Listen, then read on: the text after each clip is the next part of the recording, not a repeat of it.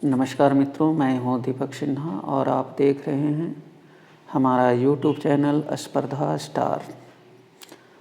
आज हम बात करेंगे राज्य सरकार के, झारखंड सरकार के एक बहुत ही महत्वपूर्ण योजना के गुरुजी स्टूडेंट क्रेडिट कार्ड योजना, जो कि विद्यार्थियों से संबंधित है।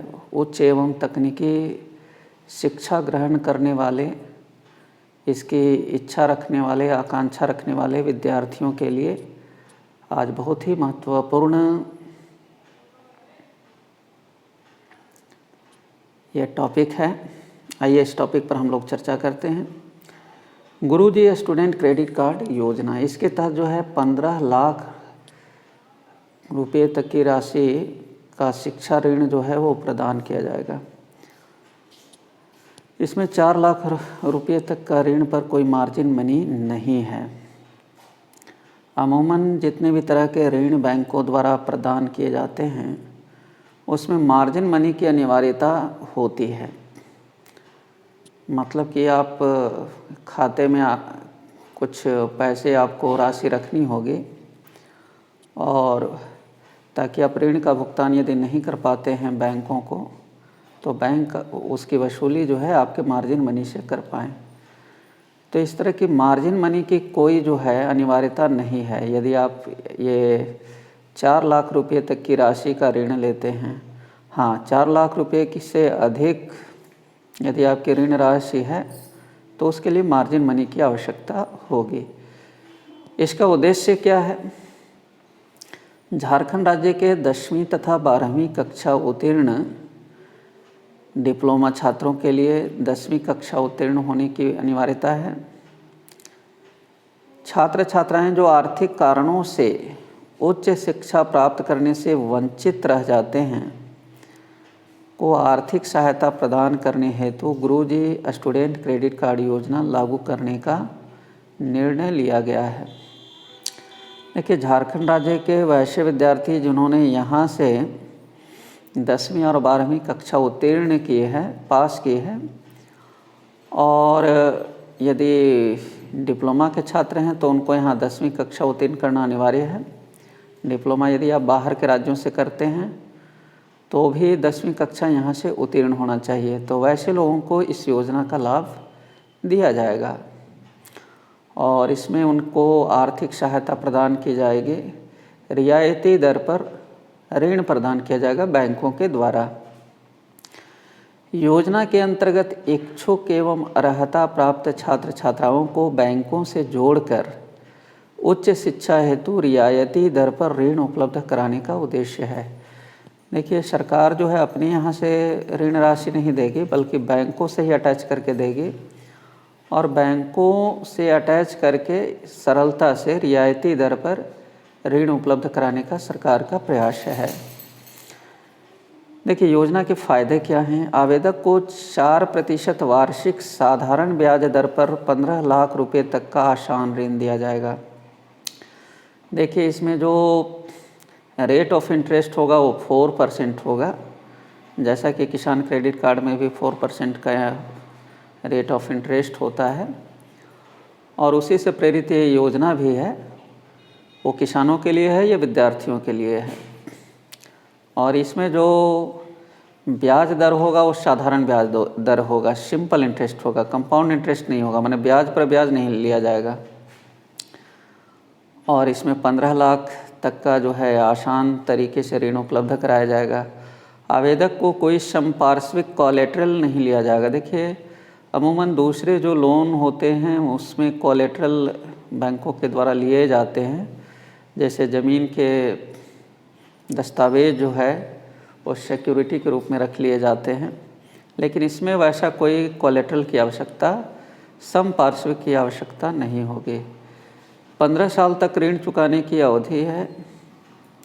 इसमें जो ड्यूरेशन होगा लोन को चुकाने की वो 15 साल होगी।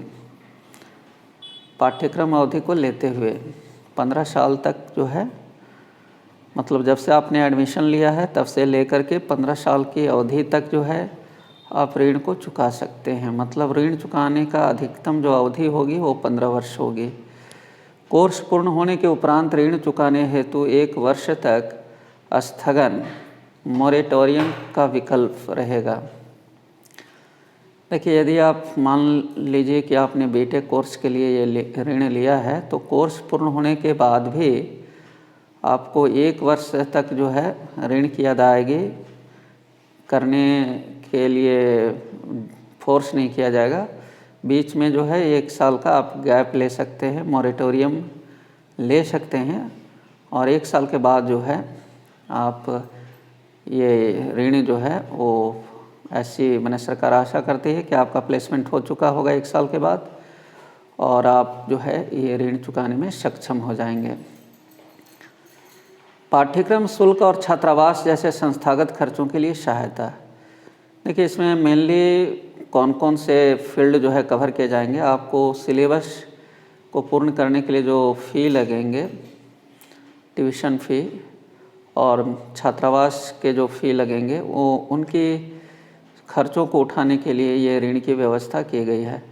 गैर संस्थागत भी कुछ खर्च विद्यार्थियों को होते हैं, जैसे मेस का शुल्क देना पड़ता है, यात्रा आदि करनी पड़ती है, तो उसके लिए भी 30% तक ऋण का आप उपयोग कर सकते हैं। जितना आपने ऋण लिया है उसका 30% जो है मेस का शुल्क और अन्य जो है ट्रैवलिंग वगैरह पर भी आप खर्च कर सकते हैं।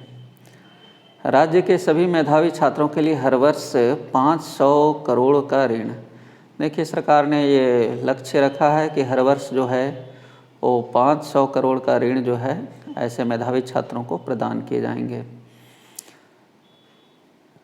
देखिए, इसमें कौन कर सकते हैं आवेदन। डिप्लोमा पाठ्यक्रम हेतु झारखंड राज्य स्थित मान्यता प्राप्त स्कूल से 10वीं कक्षा तक उत्तीर्ण छात्र इसमें आवेदन कर सकते हैं। देखिए, यदि आप डिप्लोमा में ये आवेदन करना चाहते हैं, आप डिप्लोमा पाठ्यक्रम लेना चाहते हैं, तो आपको 10वीं कक्षा यहाँ से उत्तीर्ण करना होगा, और स्नातक और स्नातकोत्तर डॉक्टरेट पाठ्यक्रमों के लिए झारखंड राज्य स्थित मान्यता प्राप्त स्कूल से 10वीं और 12वीं दोनों कक्षा उत्तीर्ण होना होगा।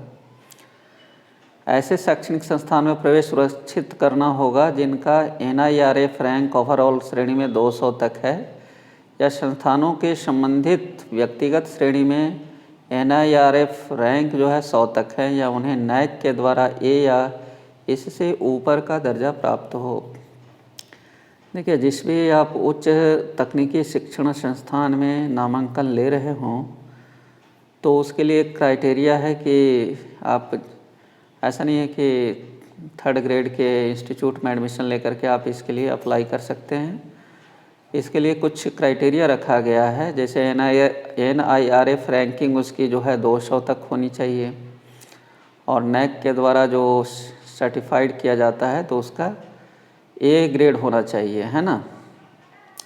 आवेदक की अधिकतम आयु 40 वर्ष होना चाहिए, 40 वर्ष से अधिक को ये लाभ नहीं दिया जाएगा। संबंधित कोर्स के लिए किसी भी बैंक से पूर्व से शिक्षा ऋण नहीं मिला हो। मतलब आप पहले से यदि लोनी हैं, किसी बैंक से यदि आपने लोन ले रखा है, एजुकेशनल लोन जो है, तो इस योजना का लाभ आपको नहीं मिलेगा। इस योजना का पूर्व लाभार्थी नहीं होना चाहिए, मतलब ये रिपीट नहीं होगा, एक ही बार आपको लाभ दिया जाएगा। ये होगा खास, राज्य सरकार द्वारा बैंकों को ऋण की राशि की 100% गारंटी कवर दी जाएगी। देखिए, योजना सरकार की है, लेकिन बैंकों के द्वारा इसको लागू किया जाएगा, और बैंकों को सरकार जो है वह 100% गारंटी कवर देगी कि यदि जो है लोनी लोन नहीं चुकाता है तो सरकार जो है इस लोन को चुकाएगी। इसलिए बैंक भी जो है निर्भय हो करके और ऋण देंगे। ऋण के लिए प्रोसेसिंग फ़ी नहीं लगेगी। अमूमन जो अन्य ऋण होते हैं उसमें बैंक जो है अच्छा खासा 8,000, 10,000, 12,000 प्रोसेसिंग फ़ी लेते हैं। इसमें किसी भी प्रकार की प्रोसेसिंग फ़ी जो है स्टूडेंट को नहीं देनी होगी, ये एक बहुत बड़ा फ़ायदा है। पाठ्यक्रम अवधि में पूरा ब्याज चुका देने पर 1% कंसेशन की सुविधा होगी।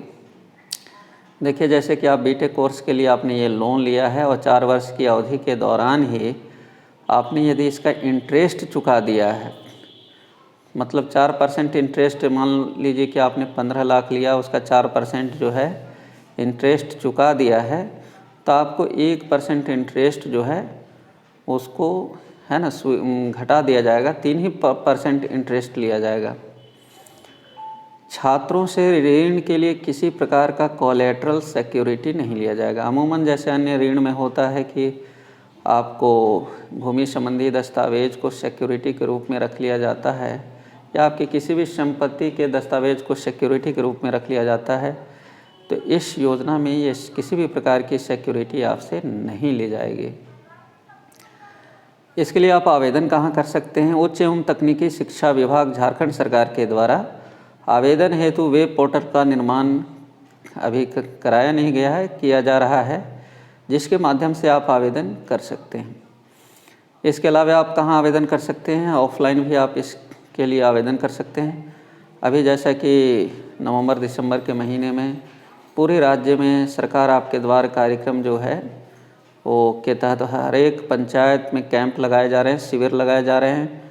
तो वहाँ पर आप शिक्षा विभाग के स्टॉल पर जा कर के स्टूडेंट इन्फॉर्मेशन रिक्वेस्ट फॉर्म भरकर जमा कर सकते हैं। ऐसा माना जा रहा है कि जो ये रिक्वेस्ट फॉर्म भरेंगे, है ना, उन्हीं को सरकार कंसिडर करेगी और उन्हीं के आवेदन को जो है प्राथमिकता के आधार पर निष्पादित किया जाएगा। इसलिए आप देर न करें और अपने निकटतम पंचायत में लगने वाले आपकी योजना आपकी सरकार आपके द्वार कार्यक्रम में जाएं और शिविर में जहाँ शिक्षा विभाग का स्टॉल हो वहाँ पर इसका रिक्वेस्ट फॉर्म भर करके जमा कर दें, ताकि आपके आवेदन पर सरकार के द्वारा सम्यक विचार किया जाए और आपके लोन को सैंक्शन कराने की प्रक्रिया बैंकों से सरकार के द्वारा कराई जा सके। चलिए, तो आज का ये कैसा लगा हमारी प्रस्तुति, आप कमेंट सेक्शन में जाकर अवश्य बताएं। और यदि आपको हमारा ये एपिसोड अच्छा लगा हो तो आप इसे अपने मित्रों के बीच शेयर करें, सब्सक्राइब करें और इसी तरह से अपना प्यार बनाए रखें। चलिए, मिलते हैं नेक्स्ट एपिसोड में। तब तक के लिए आप सभी का बहुत बहुत धन्यवाद।